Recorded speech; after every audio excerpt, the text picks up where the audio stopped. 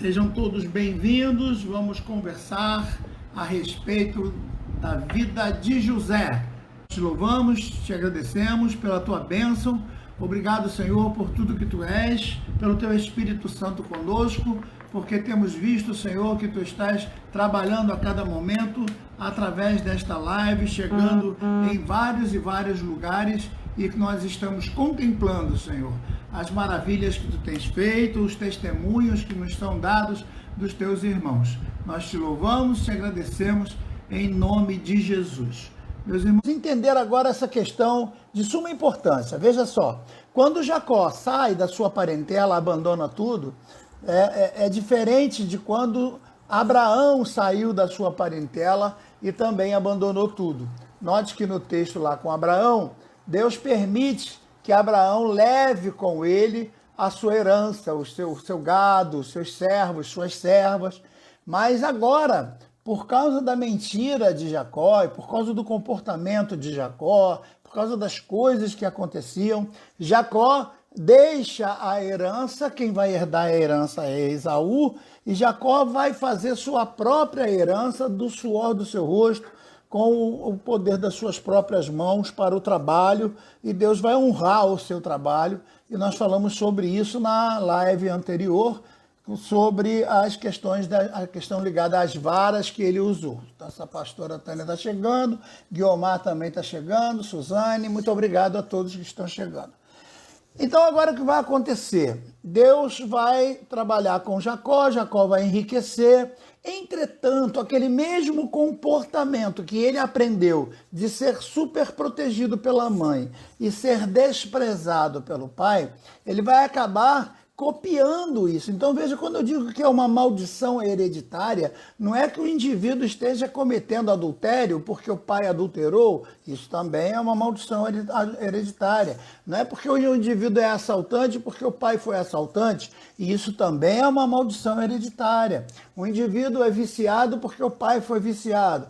É uma maldição hereditária. Mas existem as maldições que vêm de pai para filho, que tem a ver com o comportamento, que tem a ver com a ação, a forma de criar filhos, a forma de se comportar em família. Então é de suma importância que a gente aprenda isso. Eu estou entrando em detalhes menores a respeito dessa questão do relacionamento da família, do pai com a mãe, do filho, lá na nossa aula de liderança pastoral. Se você quer, entra lá no YouTube, PR Jorge Videira, no YouTube, nós estamos lá e vamos entrar exatamente na 7ª aula, onde vamos falar a postura do obreiro em relação à sua família.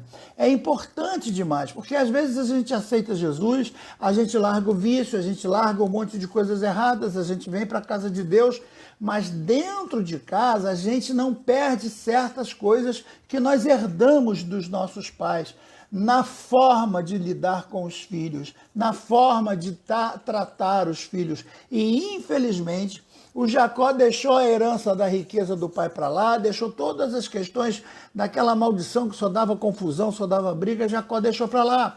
Fez sua própria fortuna do suor do seu rosto, mas infelizmente essa maldição comportamental, essa forma de tratar os filhos, infelizmente Jacó herdou do seu pai Isaque. E o que vai acontecer? Com o nascimento de José, Jacó vai dar preferência a José, e em constrangimento dos outros 10 filhos.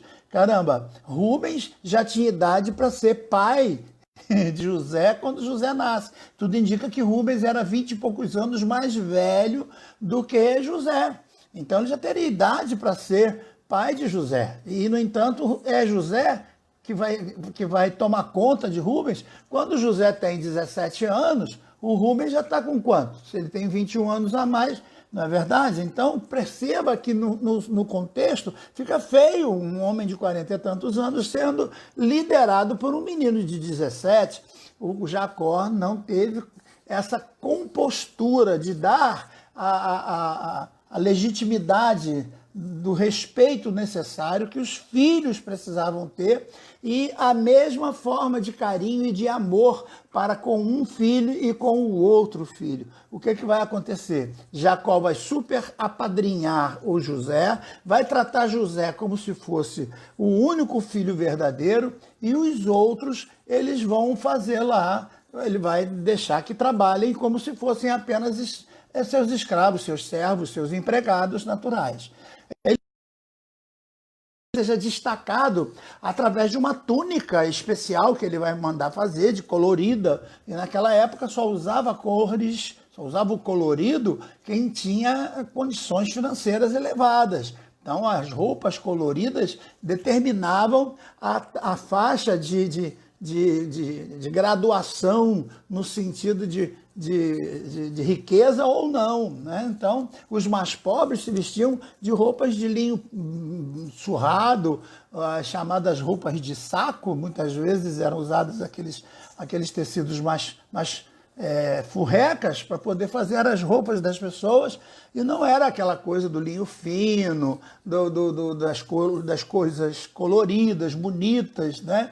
Como era o reconhecimento. Então, quando ele faz uma túnica bonita para o seu filho José, e os outros vão vestir pano de saco, já é uma forma de ele demonstrar que amava José e não estava nem aí para os outros.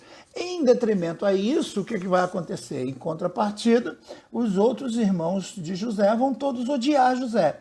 O José vai ser odiado por causa da forma da criação que Jacó vai dar a ele. E ele vai herdar isso, ele vai crescer sem saber que o que ele está fazendo está desagradando os irmãos, está fazendo com que os irmãos o odeiem, está fazendo com que os irmãos tramem contra a própria vida dele. E é o que nós vamos ver no capítulo 37, exatamente isso. Eu já li com vocês o capítulo 37, verso 2, que diz que quando estas são as gerações de Jacó, sendo José de 17 anos, apacentava as ovelhas com seus irmãos, sendo ainda jovem, andava com os filhos de Bila e com os filhos de Zilpa, mulheres de seu pai, e José trazia más notícias deles ao seu pai. Ou seja, o José gostava da coisa, supervisionava os irmãos, e quando eles faziam coisas erradas, ele vinha, trazia para o pai, e o pai ia lá, castigava os irmãos. Então eles ficavam com raiva dele, ficavam com ódio dele. E o que vai acontecer? Eles vão fazer toda uma tramóia contra o José por causa da forma de criação que o pai fez. Então veja, o ódio no coração dos irmãos de José contra José só tem um culpado, é o Jacó. O Jacó não soube como educar esses filhos, né, como fazer com que esses filhos todos eles aprendessem de uma única forma. Então ele tem 10 filhos, de repente nasce um que é o quindim de todos. E aí esse um ele vai botar como sendo líder de todo mundo e vai dar todo o apoio a esse em detrimento dos outros. E aí vai criar para esse filho o ódio de todos os outros, certo? Então, o que vai herdar José vai herdar essa rejeição, vai herdar essa forma de não dar aos filhos o devido valor. E com isso vai herdar o ódio, a mesma coisa que acontecia entre Jacó e Esaú, a mesma coisa que acontecia entre os irmãos de Isaac, Ismael e os outros 6 irmãos, filhos de Quetura, dentre eles os midianitas. Então, por aí você tem uma ideia do que José está suportando. Então, o texto diz que quando ele tinha 17 anos, o pai manda ele ir até a filha, até onde estavam os irmãos, e o que os irmãos fazem? Pegam ele e jogam ele dentro de um poço. A ideia era matar ele, todos queriam matar, mas dentre eles alguns discutiram e disseram, não, vamos jogar ele nesse poço aqui, depois a gente vê o que faz. A ideia era apaziguar, né? Então jogar no poço foi um jeito de apaziguar, mas a ideia era voltar lá e matar ele, matar. Mas e o que a gente vai dizer para o nosso pai? Veja, quando você trama uma mentira, você tem que ter outras mentiras. A gente vai dizer ao pai, então vamos dizer que ele foi morto no campo. Então, mas espera aí, como é que a gente vai provar essa mentira? Vamos inventar outra mentira. Vamos pegar a túnica que o papai deu para ele e vamos sujar ela no sangue de um animal qualquer e vamos levar a túnica ensanguentada, que aí o papai vai pegar a túnica e através da túnica ele vai acreditar que o nosso irmão realmente foi devorado por uma fera do campo qualquer. E eles então vão contar esta mentira para o pai do mesmo jeito que eles contam mentira para Jacó. Jacó não contou mentira para o pai dele, que era o Isaac. Então agora veja que a herança está pegando os irmãos de José e está chegando em José, certo? E José está sofrendo agora as consequências. José está sofrendo agora o ódio familiar, essa coisa que está vindo sobre ele, essa herança maldita que está vindo sobre ele, e agora ele vai ser colocado dentro daquele poço. E a vida de José praticamente começa dentro do poço, porque o pai já era muito rico. Quando o pai sai de lá, da terra do Labão, o pai sai com muitas ovelhas, muitas cabras, muitos servos, muitos camelos, toda a riqueza que já está descrita, que nós conversamos na live anterior. E agora você vai ver que a vida de José, aos 13 anos, vai ser lançado dentro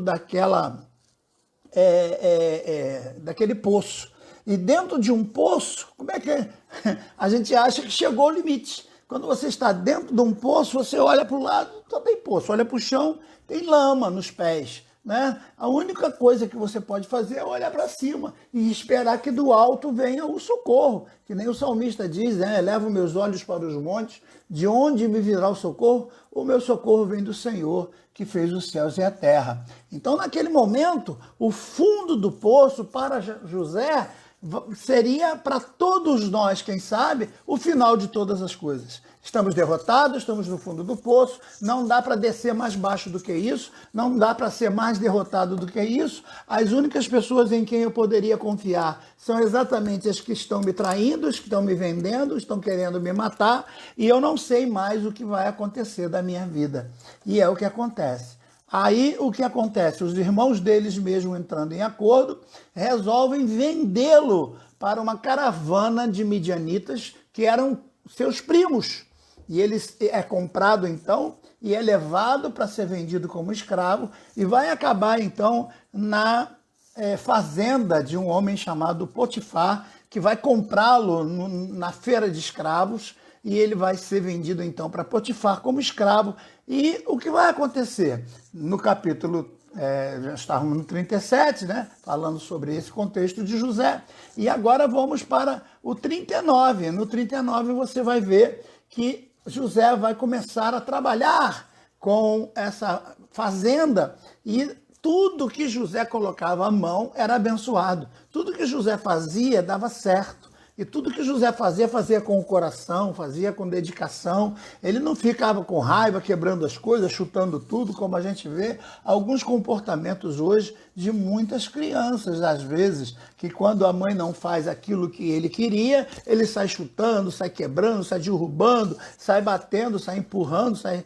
Não, o José foi vendido como escravo com 17 anos de idade e, coitado, e agora o que vai acontecer? Ele tem que aceitar essa situação e esperar em Deus a solução do problema. Então, quando ele é vendido como escravo, ele não tinha o que fazer, ele não tinha com quem lutar, ele fica quieto esperando em Deus. Ter paciência em Deus é uma coisa que muitos de nós precisamos aprender. Aprender que no momento de poço é o momento de ficar quieto. No momento de escravidão é o momento de ficar quieto. Não adianta brigar, não adianta falar, não adianta querer gesticular, querer espernear, que quanto mais você briga, mais você apanha, quanto mais você tenta sair, mais a corrente aperta. Então, há momentos em que você tem que ficar quieto e deixar Deus trabalhar. E o que vai acontecer agora? A mulher do Potifar, diz aqui o capítulo 39, que a mulher do Potifar vai achar que José é um homem muito atraente, muito forte, muito inteligente, não é? E ela vai tentá-lo, ela vai tentar fazer com que ele se deite com ela. Ele vai negar isso, ele não vai aceitar. Veja, ele não vai aceitar. Ela propõe para ele: você se deita comigo e vai ficar tudo bem. O Potifar, o meu marido, que é teu chefe, ele foi viajar, ele viaja muito, ele está sempre fora, ele deixou você como administrador da fazenda, você se deita comigo e fica tudo certo. Ela propõe para ele o quê? Uma mentira. Ela propõe para ele uma história mentirosa para satisfazer as questões sexuais, satisfazer a sua dona, entre aspas, e ele ficaria muito bem administrando a fazenda e dormindo com a dona de toda a propriedade. Mas ele rejeitou a mentira. Ele não aceitou a mentira. Ele não aceitou a situação. Ele se colocou no lugar dele. Ele era escravo, ele preferiu continuar como escravo. Ele era o administrador, ele ia ficar como administrador, ou como Deus fizesse na vida dele. Ele não aceitou a maracutaia que foi proposta para ele. E é aqui que muita gente precisa aprender com José. José é um exemplo para muita gente, porque muita gente hoje, boa, gente de caráter, que prega e tal, acaba sendo vendido, acaba sendo derrotado por propostas que vêm envolvendo sexo, envolvendo situação financeira, envolvendo mentira, envolvendo desprezo, envolvendo escândalo, envolvendo nojo. Mas José não quer isso, José não aceita. Ora, o que vai fazer essa mulher? Ela vai criar lá um sistema de poder pegar ele no flagra, porque ela ficou com raiva. Faço ideia, essa mulher já devia ter esse tipo de comportamento, já devia ter, para que o Potifar dissesse para o José: olha, você pode ter todo o direito de toda a fazenda. Tudo que você tiver na fazenda, abaixo de mim, você pode pegar, comer, você pode fazer, você tem o direito de ter autoridade sobre todas as pessoas da fazenda.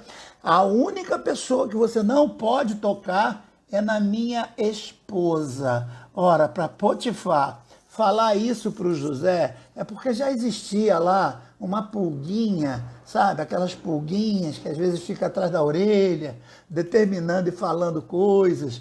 Alguma coisa o Potifar já sabia a respeito daquela mulher que ele tinha, porque ele vai fazer essa proposta para José e vai dizer: olha, não toca na minha esposa. O que significa isso? É que ele já tinha medo de que a esposa podia fazer esse tipo de coisa. Ele já conhecia a esposa que tinha. Então ele dá esse alerta para José. José vai cumprir. José não vai tocar.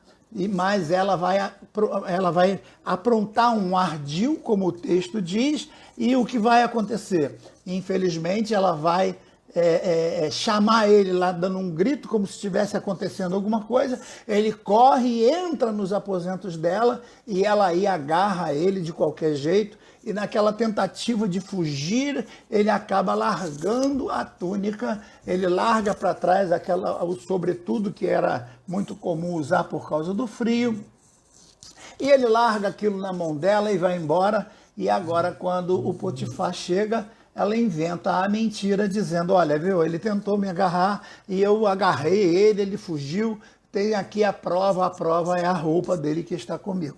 Quando o Potifar viu isso, o que fez? Levou ele para a cadeia. Então veja, ele é vendido como escravo pelos próprios irmãos e vai ser comprado pelos próprios primos. Vai trabalhar na fazenda de um desconhecido. Vai obedecer às regras, vai obedecer às ordens e vai fazer com que tudo produza bem, até que o próprio dono da fazenda reconheça que ele tem autoridade, que ele tem a chamada de Deus e que ele, nas mãos dele, tudo crescia, tudo procedia bem. E então o que vai acontecer? Vai colocar ele como administrador. Aí vem essa mulher do diabo, maligna, com propostas diabólicas. Ele rejeita as propostas diabólicas, não aceita essa maldição que vinha da hereditariedade dele, de todos mentirem uns para os outros. Ele não aceita na vida dele essa situação de mentira. Não, ele não aceita. Essa maracutaia ele rejeita. Ele diz: não, não posso. ela trama contra ele, ele vai acabar preso.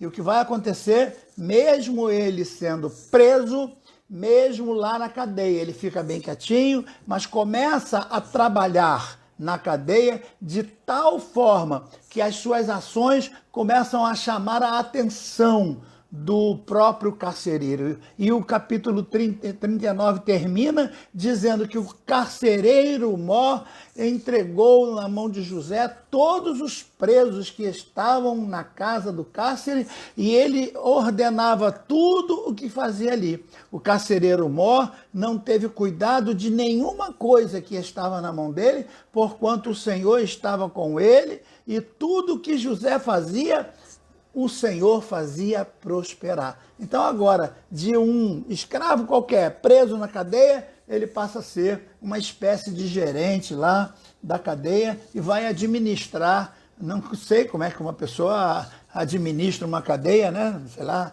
ainda mais naquela época, que eram umas espécies de buraco ou de cavernas naturais aproveitadas para serem, né? Ou então uns lugares esquisitos. Eu não sei como é que ele fazia para administrar aquilo ali, mas o carcereiro tinha toda a confiança nele. Então é importante a gente entender essa ação de caráter, essa ação de negativa, essa ação de dizer não aceito. Ele não aceitou a mentira, ele não aceitou as propostas erradas, ele não aceitou aquela maldição que veio para ele poder tirar proveito disso. Não, ele não quis tirar proveito de jeito nenhum. Certo? A outra coisa que nós vamos ver é que, estando ele na prisão, ele não agiu com imprudência. Pelo contrário, ele foi muito prestativo, ele trabalhou de forma muito sincera e honesta, ele tinha o propósito de fazer as coisas como que sendo para o Senhor, como a Bíblia diz. Tudo que vier à mão para fazer, faça como sendo para o Senhor. Então tem muita gente hoje que faz, mas faz para se engrandecer. Faz, mas faz para aparecer. Faz, mas faz para que o próprio nome seja engrandecido de alguma forma. Ele quer ser né? Ele quer propaganda, ele quer ter o nome dele aplaudido. Então tem muito músico aí que está achando artista, né? Então, para tocar tem que ter sei lá o que e tal. E se a gente não dá a ele muitos elogios, ele fica com raivinha e vai embora. Então, no fundo, nós estamos vivendo hoje num ambiente totalmente diferente, onde as pessoas querem sempre herdar alguma coisa, onde as pessoas estão sempre com segundas intenções, onde as pessoas estão sempre com a segunda intenção de alguma forma. Mas José não. José deixou na mão de Deus a sua vida e ficou esperando. Então aquela impaciência que fez com que Abraão se precipitasse e que fez com que tanta gente, todo mundo foi se precipitando também. No caso de José, não, ele aceitou, ele ficou quieto, ele reconheceu o desafio, o chamado de Deus na sua vida e ele ficou muito tranquilo em relação a todos os acontecimentos, porque ele tinha a confiança de Deus. Né? Então, quando ele foi entregue ao cárcere, à cadeia, ele ficou tranquilo. Os versículos 3 e 4 diz que ele estava extremamente tranquilo. Ou seja, eu não tenho que brigar com vocês. A minha briga não é com vocês, o meu assunto é com Deus e Deus é que vai solucionar o meu problema. Né? E o que vai acontecer então? Vem o capítulo 41 e nós vamos ver que as coisas vão ser tocadas por Deus, porque Deus é o dono de todas as coisas, e agora vai surgir alguns problemas que ele mesmo vai poder estabelecer algumas soluções na vida de outras pessoas. Por quê? Dentre o capítulo 39, 40 e 41, nós vamos ver coisas acontecendo. Né? E o que vai acontecer? Vão ser presos 2 homens, e esses 2 homens que vão ser presos vão ter sonhos, e ele vai interpretar esses sonhos. Então, nesse momento, ele vai reconhecer o chamado de Deus e vai continuar interpretando sonhos de presos que estão presos junto com ele. Veja, enquanto os presos estão desesperados com medo da morte, ele está em comunhão com Deus a ponto de ser usado espiritualmente, não só administrativamente dentro da cadeia, mas também espiritualmente para ser a pessoa indicada. Até que o próprio faraó tem o sonho das vacas magras e vacas gordas, e quando ele tem esse sonho, ele fica extremamente preocupado com as espigas gordas, as espigas magras, ou seja, as vacas gordas e as espigas gordas representariam 7 anos de muita fartura que viriam pela terra. E depois, as 7 vacas magras com as 7 espigas magras representariam 7 anos de muita fome que viria sobre a terra. Era um sonho de revelação que Deus estava dando através do faraó, e Faraó tenta saber com todos os sábios como interpretar isso, até que um daqueles que estava com José na cadeia e recebeu lá o indulto para poder sair da cadeia, recebeu lá o perdão da sua dívida para poder voltar a trabalhar com Faraó, ele aí se lembra de José. Ele lembra que José tinha interpretado o sonho dele, que deu certo e que ele voltou a trabalhar no trono, na presença do faraó. E agora ele diz, faraó, eu conheço um rapaz que está na cadeia, certo? Ele está lá na cadeia e ele vai interpretar o teu sonho. Ele vai conseguir interpretar o teu sonho. Então, ele vai lá chamar a José. E o texto nos diz que José tinha 30 anos quando foi chamado por Faraó para ser, então, o tradutor do sonho, o interpretador do sonho que ele... Veja, então, ele tinha 17 anos quando foi levado pelos irmãos preso e vendido como escravo, e 13 anos depois, veja, você ficar preso 13 anos por uma coisa que você não cometeu, não fez, não teve culpa, mas mesmo assim, você não aceitar mentira, não aceitar suborno, não aceitar trambique e ficar na presença de Deus, sendo usado por Deus para que todos aqueles que fossem seus companheiros, até mesmo dentro da cadeia, recebessem a bênção de Deus na vida deles. É fantástica a vida de José, pena que a gente não tem aqui tanto tempo para nos dedicarmos a mais detalhes na vida de José, porque a live ela tem um horário já estabelecido. Então, o que vai acontecer agora? Deus vai mandar ele, o indivíduo que foi abençoado vai chegar para o faraó, vai apresentar José, e José vai interpretar o sonho. Vai dizer, olha, as vacas magras, as vacas gordas e as espigas gordas representam 7 anos de fartura, e as magras vão representar 7 anos de muita pobreza, muita fome. Então, o que então eu tenho que fazer? Agora veja, ele interpretou o sonho. Agora Faraó vai perguntar para ele. Veja, o Faraó perguntando para um João ninguém. Ele foi preso aos 17, não fez faculdade de nada, não fez universidade de nada, não estudou ciência de nada, não estudou mestrado de nada, não estudou teologia de nada, não fez nada de curso nenhum. Mas ele tinha uma coisa, ele sabia guardar a presença de Deus na vida dele.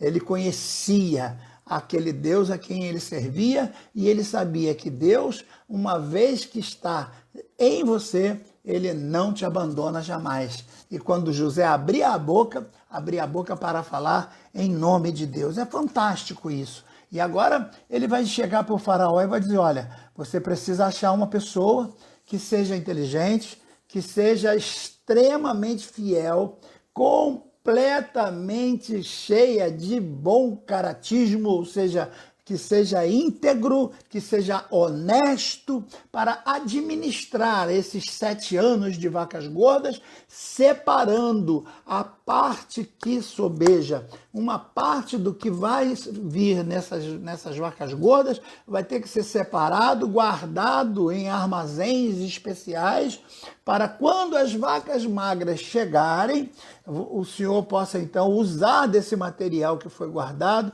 desse trigo, desse milho que foi guardado, para que o povo não passe fome.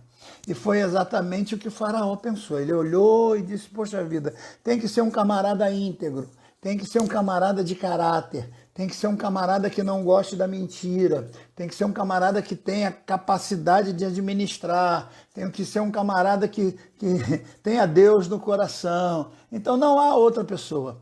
E aí Faraó diz, quem poderia ocupar este cargo a não ser aquele em quem repousa o Espírito do Deus Altíssimo? Então o que faz Faraó? Nomeia o José como sendo a segunda pessoa do seu reino. Tira o próprio anel e coloca no dedo de José e dizendo, José, agora você vai administrar toda essa situação. Você vai ficar na administração nos 7 anos de vacas gordas, para que quando venham as vacas magras, você possa então administrar também.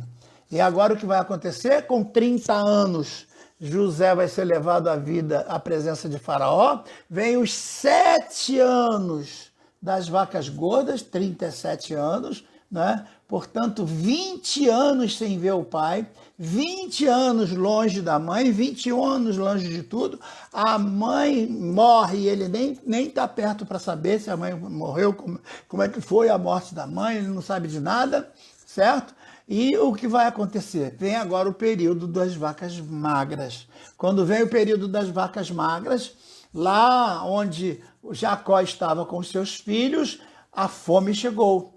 E Jacó soube que no Egito tinha comida farta, porque tinha um administrador lá que era abençoado por Deus. O Jacó ficou sabendo que lá no Egito tinha uma pessoa que Deus abençoava e que fez com que o Egito prosperasse.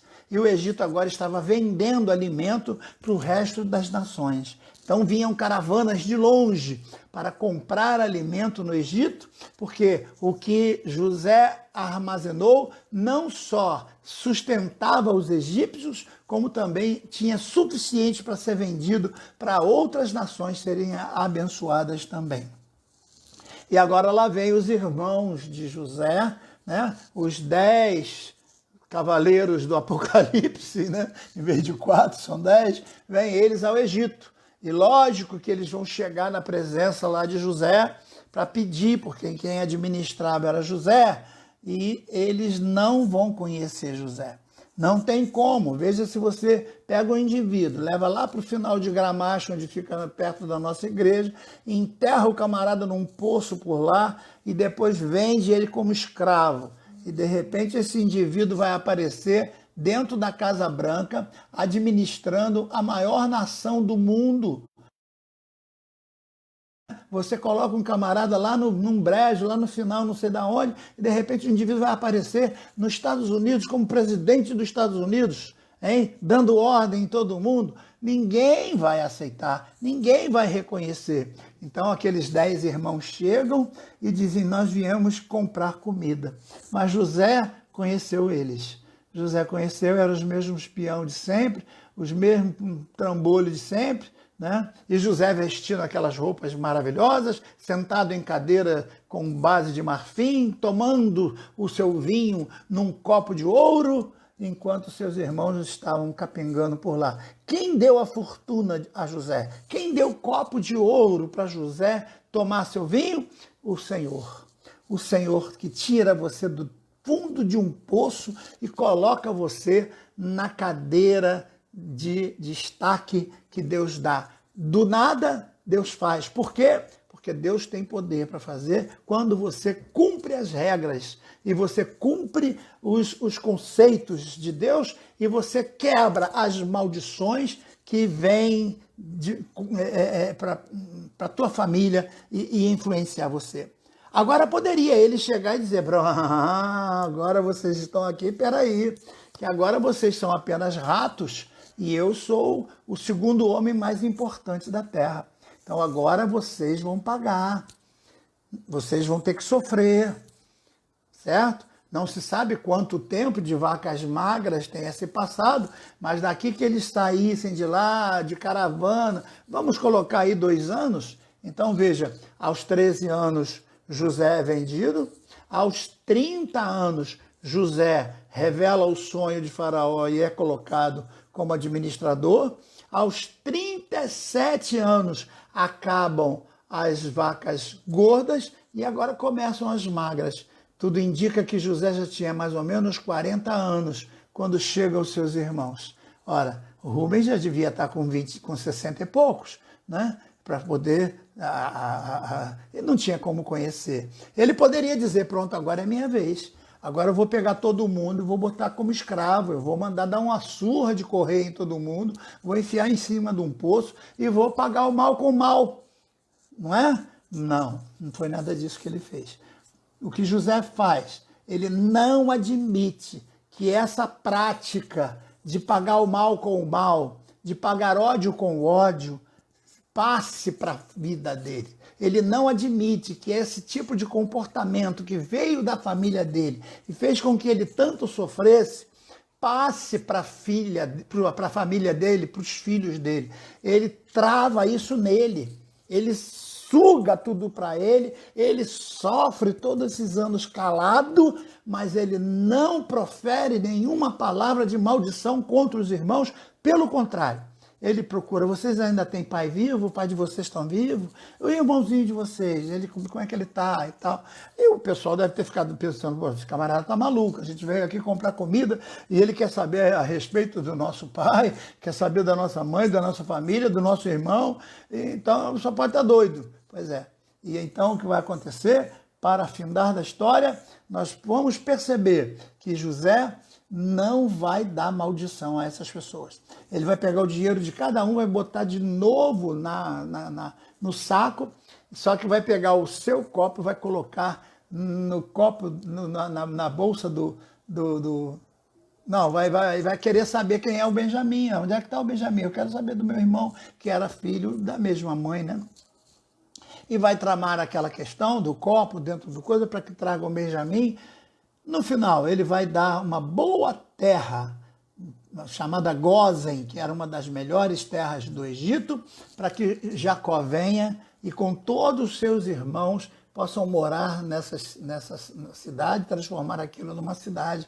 E até os dias de hoje existem ainda condados, existem ainda bairros judeus dentro do Egito, desde a época desse período aí de José, certo? Então você consegue visitar esses lugares, porque José vai dar esse privilégio de trazer seu pai, de abraçar o pai, de abraçar os irmãos, de perdoar os irmãos, né? E é muito importante que você leia comigo essa questão interessante demais, quando ela é mostrada no próprio texto.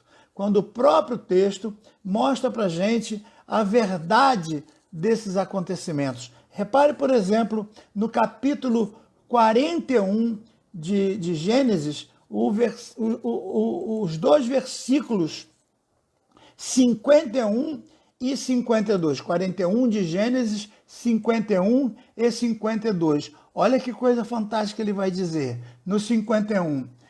E José teve 2 filhos e chamou o primogênito de Manassés, porque disse: Deus me fez esquecer de todo o meu trabalho e de toda a casa de meu pai. A palavra trabalho aí entra sofrimento. A palavra trabalho aí quer dizer tudo que eu tive que fazer, tudo que eu tive que pagar, tudo que eu tive que produzir para chegar até o lugar onde eu estou. Deus me fez esquecer todo o meu passado e a casa do meu pai. Deus fez esquecer. Deus fez eu esquecer o que os meus irmãos fizeram contra mim.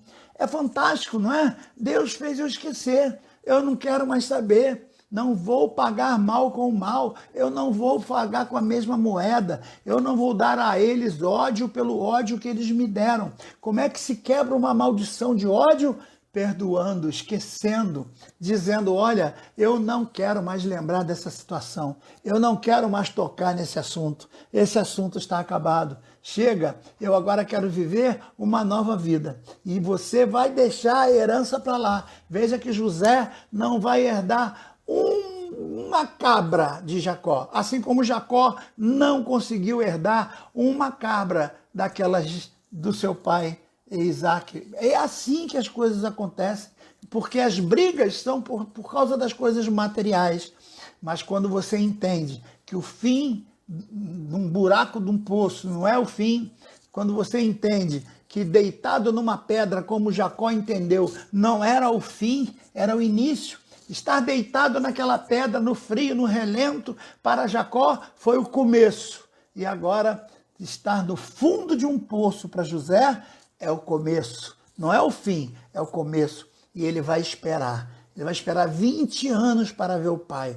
E ele vai conseguir abraçar o pai, vai conseguir dar uma terra abençoada para o pai, vai dar uma terra abençoada para os irmãos, a ponto de ninguém entender. Os irmãos ficavam com medo, até o pai morrer. Quando Jacó morreu, então eles entraram em desespero, porque eles tinham medo que Jacó se vingasse deles. Mas eles nunca tiveram esse gostinho de ver o servo de Deus proferindo ira, porque o servo de Deus não profere ira, o servo de Deus abençoa. O servo de Deus abre a boca para abençoar. O servo de Deus não abre a boca para trazer maldição para ninguém. O servo de Deus abre a boca para trazer a bênção de Deus. Então veja que coisa linda, o seu primeiro filho, o seu primogênito, Deus me fez esquecer. Deus me fez esquecer. Quer ser abençoado, meu irmão?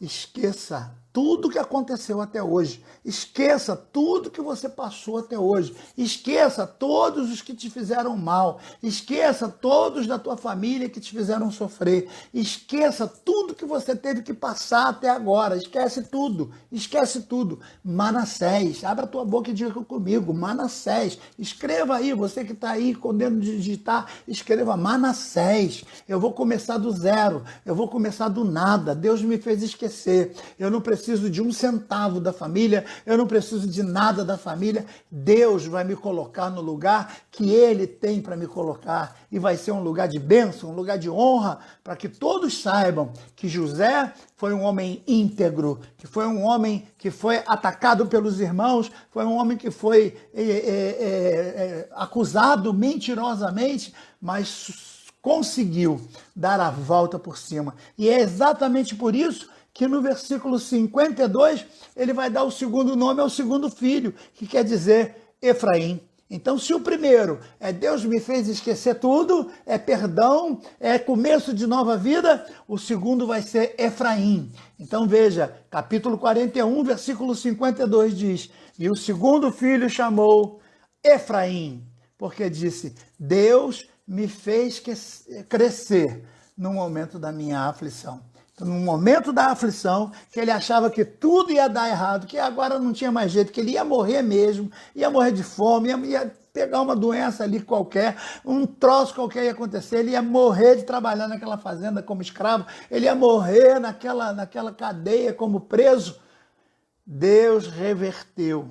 Olha que coisa linda, Efraim, Deus transformou toda a minha aflição em vitória. Deus transformou minha derrota em bênçãos. Deus mudou a minha vida do fundo do poço para a cadeira ao lado de Faraó.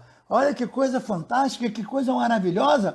E é esta fé que você tem que ter, é esta capacidade que você tem que nutrir na tua vida, é esse tipo de coisa que você tem que acontecer, que você tem que perceber. Rejeita a maldição da mentira, rejeita a maldição do ódio familiar, rejeita a maldição das heranças que vêm.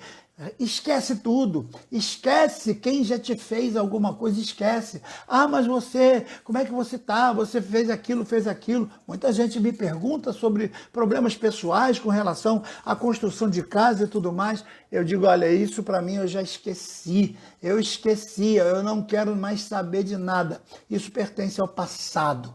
Deus fez eu esquecer, Deus me deu nova vida e eu sigo os passos de José quando José fez exatamente a mesma coisa. Então, olha que coisa linda. Manassés, Deus me fez esquecer. Efraim, Deus transformou a minha derrota em vitória.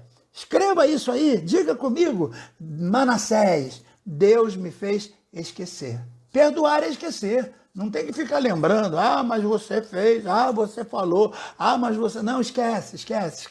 Esquece completamente o mal que fizeram a você. Só pensa agora em abençoar. Só abre a tua boca para abençoar. Aqueles irmãos que venderam você como escravo e fizeram você sofrer tantos anos, 13 anos numa cadeia, sem ter feito nada, agora você recebe eles, abraça eles e dá a melhor terra que você tem para eles. É assim que você quebra a maldição. É assim, é tratando com carinho a quem te fez mal, é tratando com amor a quem te deu ódio.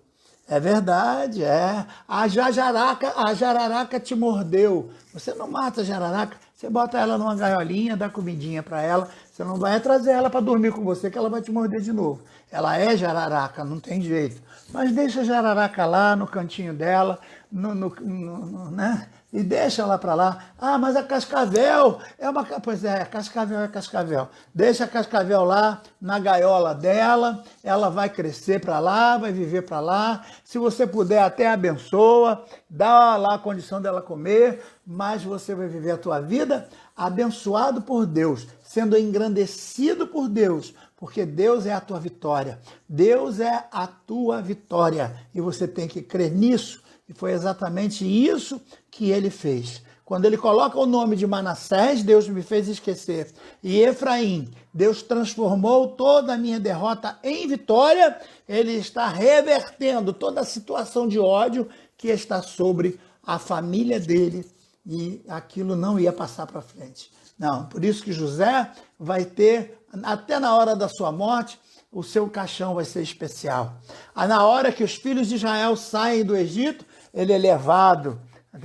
Seus restos mortais não ficam no Egito, são levados para serem enterrados nas terras de promessa de Abraão. Por quê? Porque é o lugar que o Senhor prometeu que daria a sua herança. E ele tinha o coração voltado para isso. Então, José não aceitou o ódio que lhe foi entregue no seu passado. Pelo contrário, ele perdoou os seus irmãos, deu aos seus irmãos o que tinha de melhor e nunca pagou o mal com o mal. Nunca. A história de José é um desafio para todos nós. É um desafio para aqueles que estão sendo maltratados, sendo humilhados, sendo perseguidos, lutando por causa de direitos. Você não precisa lutar. Deixa que Deus peleja por você. Hoje eu estava lembrando de um hino que é muito gostoso e eu não pensei de poder colocar aqui, que fala sobre Josafá.